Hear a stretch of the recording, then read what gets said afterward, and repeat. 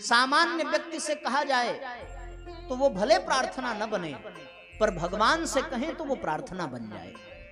और हम लोग भगवान के सामने प्रार्थना नहीं करते, हम लोग भगवान के सामने या तो याचना करते हैं या तो अपनी कामना प्रकट करते हैं। हम प्रार्थना से बहुत दूर हो जाते हैं, और प्रार्थना बिना भावना के संभव नहीं है। और भावपूर्ण की गई प्रार्थना ही उपासना कहलाती है, ये जान लीजिए। जिसमें कामना हो, जिसमें याचना हो, उसमें भावना नहीं होती, और जिसमें भावना न हो वो कभी उपासना नहीं होती। अगर उपासना आप करना चाहते हैं तो याचना और कामना से ऊपर उठना पड़ेगा, तब जाकर के उपासना संपन्न होगी। व्यक्ति याचक न बने, व्यक्ति कामना की पूर्ति के लिए भगवान से न जुड़े, व्यक्ति भावना से भगवान से जुड़े, तब वो सच्ची उपासना बन जाती है। भौतिक वस्तुओं को मांगना याचना है, किसी वस्तु को मांगना, अंतर बता दें आपको, किसी ऐसी वस्तु को मांगना जो अनित्य हो, यानी जो नष्ट हो जाए, ठीक ना, जो नष्ट हो जाए ऐसी वस्तुओं को मांगना याचना है। और कामना क्या है? वस्तुओं को मांगना याचना है, और संबंधों के लिए जो भाव रखे जाएं वो कामना है। हमें ये मिल जाए ये याचना, हमारे परिवार के लोग बाल बच्चे सुखी रहें, आगे बढ़ें, ये कामना है।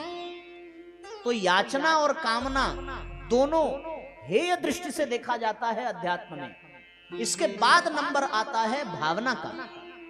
जब तक याचना है, जब तक कामना है, तब तक जीवन में वासना बनी रहेगी, और जिस दिन भावना का जागरण हो गया परमात्मा के प्रति, उस दिन जीवन में उपासना का जन्म हो जाता है।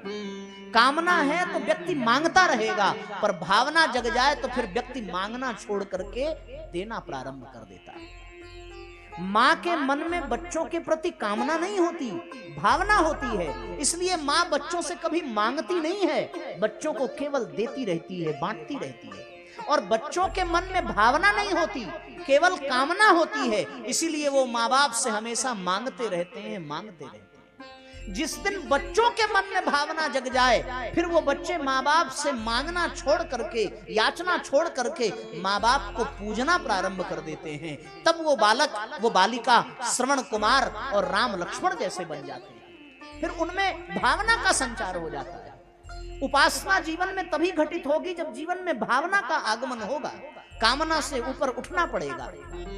एक और बात हम आपसे कहें, गीता में भगवान कृष्ण अर्जुन से कहते हैं कि कामना पूरी हो जाए तब भी कष्ट है, और कामना अधूरी रह जाए तब भी जीवन में कष्ट ही है। दोनों परिस्थिति में आपकी कामना अगर पूरी हो गई तो आप पूरी हुई कामना से बंध जाएंगे, और अगर कामना पूरी न हुई तो आप अभाव से ग्रस्त रहेंगे। कामना का जन्म ही दुख का कारण है, शास्त्र ये कहता है। क्या कहते हैं? ध्यायते विषयान पुंसः संगस्ते सुपजायते संगात संजायते कामः कामा क्रोधा भिजायते। कामनाओं का जन्म कब होता है? जब हमारा चित्त विषयों से संसर्ग करता है, यानी हम जब संसार को महत्व देने लगते हैं, वस्तु और पदार्थों को महत्व देने लगते हैं, तब हमारे भीतर कामनाओं का जन्म होता है, और वो कामनाएं ही हमारे जीवन में दुख का कारण होती है। अगर कामना पूरी हो जाए तब भी दुख इसलिए मिलेगा क्योंकि कोई भी कामना सदा सर्वदा के लिए पूरी नहीं हो सकती। जो कुछ भी मिलेगा उसका वियोग भी झेलना पड़ेगा। योग है तो वियोग भी झेलना ही पड़ेगा, इसमें कोई संशय नहीं है। और जब उस वस्तु का वियोग होगा तब अपार कष्ट होगा, इसमें कोई दो राय नहीं है। कामना पूर्ण हुआ तो उसके वियोग का कष्ट, और अगर कामना पूर्ण न हुई तो उसके अभाव का कष्ट। व्यक्ति दोनों परिस्थिति में दुखी रहता है। इसलिए कामना से ऊपर उठ करके जीवन में भावना को महत्व दिया जाए, तब जाकर के व्यक्ति ब्रह्म की उपासना करने का सौभाग्य प्राप्त करता है। तो यहाँ अगर पूज्य गुरुदेव से जुड़ना है तो कामना से ऊपर उठना पड़ेगा। जो सांसारिक कामना लेकर के गुरुजी के पास जाते थे, गुरुदेव उनको डांट करके भगा देते थे, डांट करके। ईस्ट अफ्रीका की घटना है। हमने ये उद्बोधन आदरणीय चिन्मय भैया के प्रवचन में सुना था। उन्होंने कहा कि ईस्ट अफ्रीका की घटना है। एक व्यक्ति के यहाँ उनका जाना हुआ, जिसका बहुत बड़ा महल, बहुत बड़ी संपत्ति, अनेकों कमरे उस घर में, लेकिन उस परिवार में उनके बच्चे ही उनसे बातचीत नहीं करते। अफ्रीका जाने से पहले वो व्यक्ति गुरुजी के पास आया। गुरुजी ने कहा, कहो क्या चाहिए? उन्होंने कहा, गुरुजी पैसा चाहिए। गुरुजी ने कहा कि बेटे हम तुम्हें पैसा नहीं शांति देंगे। उन्होंने कहा नहीं गुरुजी पैसे का अभाव है, पैसा चाहिए। उन्होंने कहा नहीं शांति देंगे। उन्होंने कहा नहीं महाराज पैसे की बड़ी दिक्कत है। और जब उन्होंने कहा कि पैसे की बड़ी दिक्कत है तो गुरुजी ने कहा कि ठीक है बेटा पैसा चाहिए तो पैसा मिल जाएगा। और वो ईस्ट अफ्रीका में बहुत बड़े पद पर आरूढ़ हुए, बहुत बड़ा महल बनाया।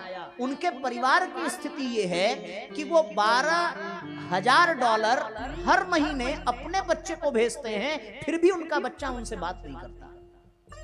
एक ही घर में परिवार के सारे सदस्य अलग रहते हैं, अलग उठते बैठते हैं, अलग खाते पीते हैं। उनका अपना परिवार ही उनके दुख का कारण बन गया। जब व्यक्ति संसार को महत्व देता है तब वो कामना की बात करता है। और जब कोई सांसारिक कामना लेकर के गुरुजी के पास जाता था तो गुरुदेव डांट करके भगा देते थे। ऐसे लोगों को गुरुजी कहते थे कि ये सब बातें हमसे नहीं, माता जी से जाकर के करो। अगर अध्यात्म में रुचि हो और आत्म कल्याण की भावना मन में जगे तब तो मेरे पास आना, अगर मेरे पास आना चाहते हो तो। क्योंकि हम तुम्हें सुख नहीं, हम तुम्हें सुविधा नहीं, हम तुम्हें शांति और संस्कार प्रदान करेंगे। हम तुम्हें सुख संपत्ति में बांधने की बजाय इस संसार के भवबंधन से मुक्त करना चाहते हैं। भगवान कामना नहीं पूर्ण करता, भगवान कामना से मुक्ति प्रदान करता है। जो कामना को पूर्ण करे वो देवता है, और जो कामनाओं से मुक्त कर दे वही भगवान है, वही ब्रह्म है। उसी ब्रह्म की उपासना करनी चाहिए जो समस्त कामनाओं से मुक्त कर दे। क्योंकि त्यागात् शांति अनंतरम, त्याग ही समस्त शांति का आधार है, कामना शांति का आधार नहीं है। त्यागात् शांति, त्याग से ही शांति मिलती है। और वो त्याग की भावना जगेगी कब?